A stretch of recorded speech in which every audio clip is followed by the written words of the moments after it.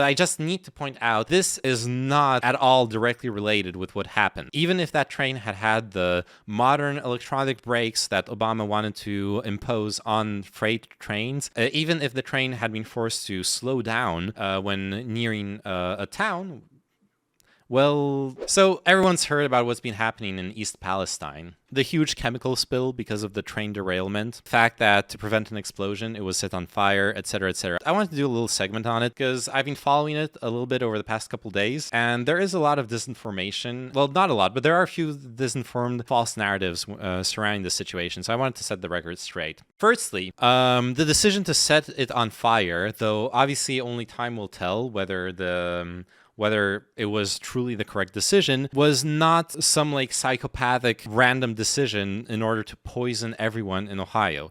The decision to set the chemical spill on fire was one that was made in order to prevent an explosion, which would have been even worse. Secondly, concerning the causes of the derailment, right now the investigation is still underway, but we already have some preliminary reports. Most of the evidence seems to point to burning down the failure of a ball bearing in one of the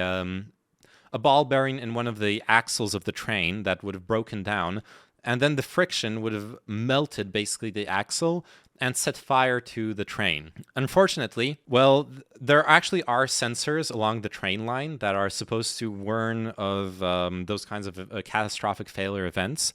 Unfortunately, clearly the failure happened after the last sensor that the train passed in front of. Why is this important to mention? Because a lot of people are trying to build a narrative surrounding better regulations and infrastructure, which is something I agree with, especially if you're transporting hazardous materials. You do need to be on top of safety measures, on top of security measures. But this brings me to another thing, which Trump rolls back train braking rule meant to keep oil tankers from exploding near communities.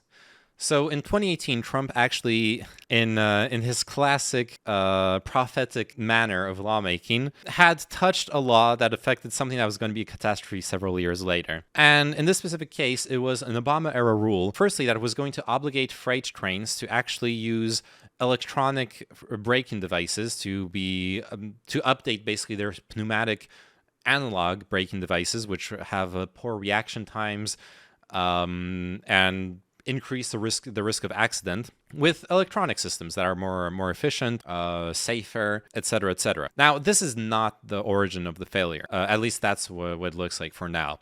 I still think this is relevant because it is part of a general approach, which is deregulation, cost cutting, poor maintenance. Like, what if the sensors that would have warned the train engineer of the fire of the axle having broken down? What if the sensors were every 10 kilometers or every 5 kilometers? Then probably the engineer would have been able to stop the train before it derailed. Probably the accident, though it still would have been a really bad event, it probably could have been made a far less catastrophic event than what's actually happening right now. Problem that is deregulation, the problem that is cost cutting when it comes to transporting extremely hazardous materials is still very relevant, but I just need to point out this is not at all directly related with what happened. Even if that train had had the modern electronic brakes that Obama wanted to impose on freight trains, even if the train had been forced to slow down when nearing a town, well, the axle still was burning and had still broken down.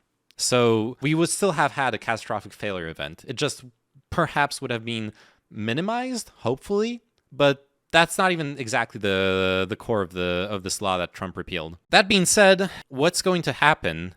As far as I can tell, they've already declared the air safe to breathe in East Palestine. I'm very, very afraid that it's going to be one of those situations long term where 20 years down the line, we are going to see extremely, extremely high cancer rates in East Palestine, in Ohio, and the surrounding areas. We're going to see cases of poisonings, of all sorts of health defects and effects. And there will be a class action lawsuit. And that's what's going to happen. People are already moving back to town. And they don't really have a choice either. It's not like the US government is going to actually Chernobyl the town and cut it off and do, like super in-depth chemical spill cleanup, etc., etc. I doubt the EPA has the budget for those kinds of things in the first place. From what I've read, the EPA is on the ground and is actually doing chemical cleanup operations when as far as the spill is concerned. The reports, if we find them to be credible, are rather optimistic. There are reports of waterways surrounding the chemical spill being untouched by chemicals. There are reports of also other waterways being contaminated, but those are being treated, allegedly. So I guess it's a bit of like, if you believe the news is really positive. But unfortunately, I'm a bit skeptical of this. Like, my family comes from Poland. I've heard all the stories of how the Chernobyl blowup was treated in the Polish media after it happened. Well, oh yo, that wasn't communist Poland. That's not the U.S. Yeah, well, look, true, but also the U.S. was the country where leaded gas was found to be perfectly safe for almost 100 years, where trying to prove that tobacco was a health threat was extremely difficult and a huge scandal. So no, the US doesn't actually do much better when it comes to identifying and publicizing threats to public health. No government really does well at that, so we will see. Unfortunately, the people living there will have to be the guinea pigs, and, well, the effects on their health will be or more like the canaries. They'll be the canaries in the coal mine, letting us know whether the consequences of this chemical spill are actually dire or not.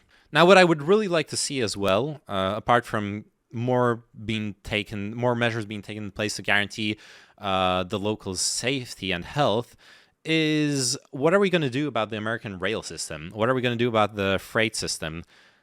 Clearly, like, I was talking about regulations, and sure, the regulations that Obama had put in place wouldn't necessarily have changed this, but stuff needs to be done. You cannot be taking risks with people's lives when you're transporting hazardous chemicals, not waste, but chemicals, directly through urban centers. That is, or even if they're not through urban centers, like the fact that this kind of catastrophic failure can have those kinds of catastrophic consequences should be prevented in the first place. Good engineering is in allowing for mistakes and preventing those mistakes from spiraling out of control. So that's what I would like to see. But, well, we will see if that actually happens.